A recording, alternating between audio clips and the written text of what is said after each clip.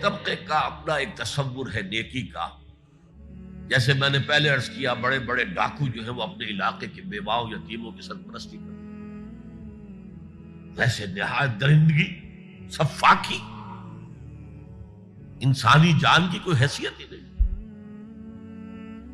تو نیکی اصل میں کس شے کا نام ہے، کون سی چڑیا کا نام ہے، نیکی حقیقت میں کیا ہے، وہ ہے اس آیت کا مضمون.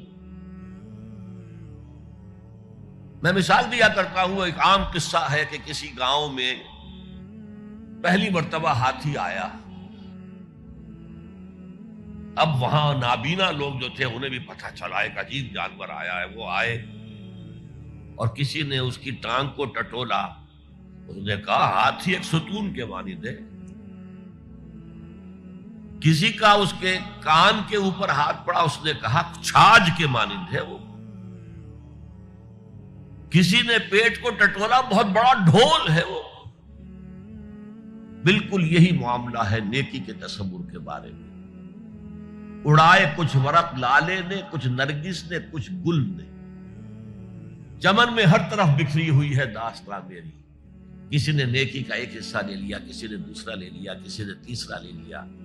وہ مکمل سراپا نیکی، حقیقی نیکی کس میں ہے؟ یہ ہے